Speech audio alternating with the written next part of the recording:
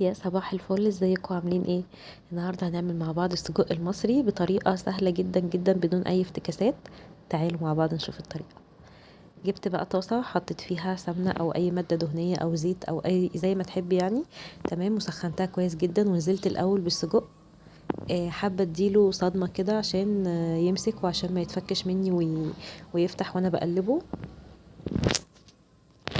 ولو تلاحظوا كمان انا ما زودتش الماده الدهنيه لان اي سجق لازم بيبقى جواه دهون بينزلها، وانا مش حابه الدهون دي، مع ان انا اكتر دهون يبقى الوضع صعب يعني.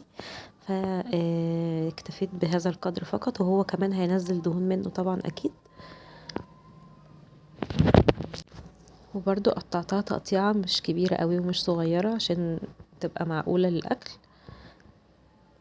كده خلاص بدأت تاخد لون حلو. هننزل بقى عليها بفلفل الوان وبصل متقطع جوليان، ونقلب كده كل الكلام ده مع بعضه. انا مش هحط توابل خالص دلوقتي غير لما يعني الخضار يبدأ ياخد من السجق وسجق، يعني الدنيا تدخل كده مع بعض في الطعم شوية. نحاول نفكك البصل كده ونقلبهم تقليبة كلهم مع بعض حلوة. وهنوسع مكان كده في النص وننزل بفصين توم مفرومين.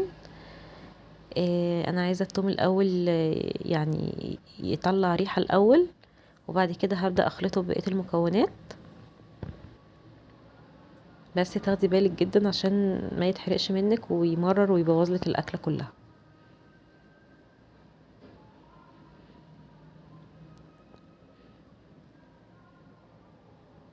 كده خلاص كانت ريحته بدأت تطلع. نقلب بقى كل الكلام ده الحلو مع بعضه كده.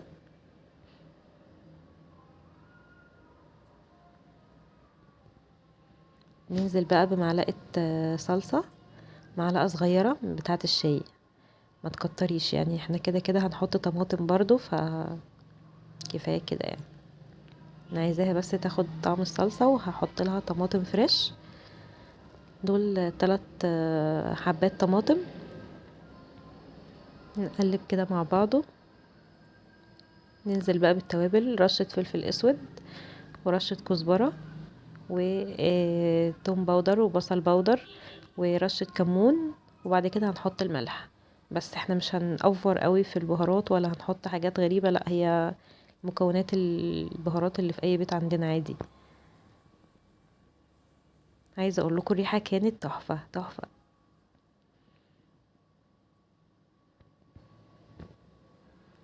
من الاكلات السريعة الحلوة قوي اللي بتنفع وبتسد معاكي في اي وقت بجد يعني، وسريعة جدا مش هتاخد منك غير ربع ساعة بس. كده خلاص كان الطبق خلاص جاهز معانا، يعني شكله بيتكلم عنه، مش عايزه اقول اكتر من كده. جميل جدا، بالهنا والشفا على قلوبكم، جربوه ان شاء الله يعجبكم. كمان نقدر ناكله بكذا طريقه، ممكن نعمله مع فينو، ممكن نعمل جنبه مكرونه، ممكن يتحط في كريب، وممكن كمان يتحط على بيتزا. يعني هينفع في جميع الاحوال. فنني براحتك فيه زي ما انت عايزه. ان شاء الله الطريقه تعجبكم. اشوفكم الفيديو الجاي.